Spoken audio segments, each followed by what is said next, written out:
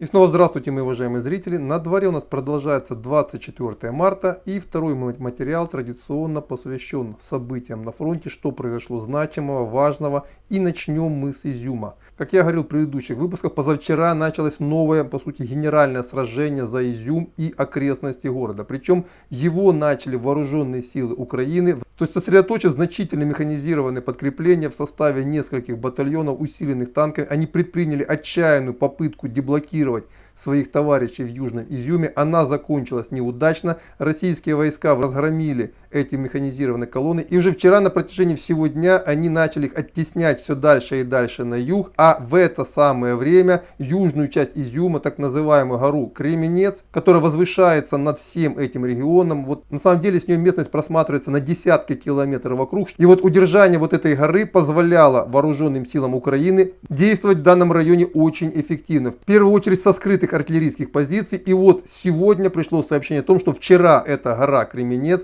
по сути, где укрывались остатки гарнизона ВСУ, была взята российскими войсками. После чего вся линия обороны в этом районе буквально посыпалась. Потому что артиллерийский огонь перестали корректировать, а войска, которые шли в контратаку, были разгромлены. То есть после взятия вот этой горы Кременец и, соответственно, уничтожения группировки, которая шла на ее деблокаду, ситуация здесь очень быстро будет меняться. Я уже ожидаю в ближайший день-два стремительного наступления на юг по отсечению славянско-краматорской группировки от остальной Украины. И мои уважаемые зрители сообщают о том, что из Первомайского, из Лозовой на укрепление позиций в районе, я так предполагаю, Барвенковой, где-то на этой линии, выдвинулись новые резервы. И здесь, предполагается, в ближайший день начнутся сражения, главной целью которых будет выйти во фланг и в тыл славянско-краматорской группировки ВСУ. Но для этого нужно будет еще сбить некоторые заслоны. И в первую очередь, скорее всего, придется еще вести довольно серьезное сражение за Барвенково, которое уже превращено в довольно серьезный укрепрайон ВСУ. Конечно, будут попытки удержать те или иные рубежи, но исход сражения, он был предрешен вчера взятием под контроль российских вооруженных сил горы Кременец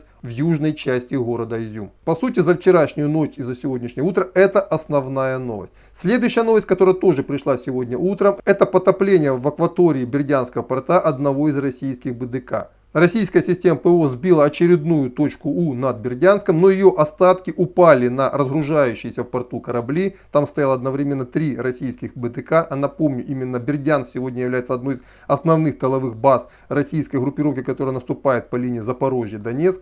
И на одном из БДК начался пожар, и чтобы там не было детонации боекомплекта, его было принято решение затопить прямо у причальной стенки. Остальные 2 БДК, получив легкие повреждения, отошли в море, и на некоторое время порт Бердянск перестал быть основной базой тылового снабжения. На самом деле это довольно крупный успех вооруженных сил Украины, и, пожалуй, самый крупный успех с точки зрения применения оперативно-тактических ракет .У.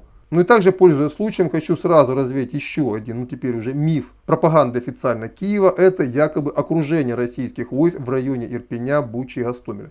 Естественно, никакого окружения нет и даже не планировалось, а данный миф начали раздувать на фоне боев, продолжающихся в этом районе. Интенсивная артиллерийская перестрелка позволила официальной киевской пропаганде выдумать очередной фейк по уничтожению российских войск в этом регионе. Кстати, за последние, по-моему, 10 дней, причем этот фейк уже более скромный, потому что предыдущих 2 раза вооруженные силы Украины уже отбрасывали российскую группировку до самой белорусской границы. Здесь уже немножко скромнее. Просто взяли и окружили российские войска в районе Бучи, Гостомеля и Ирпеня.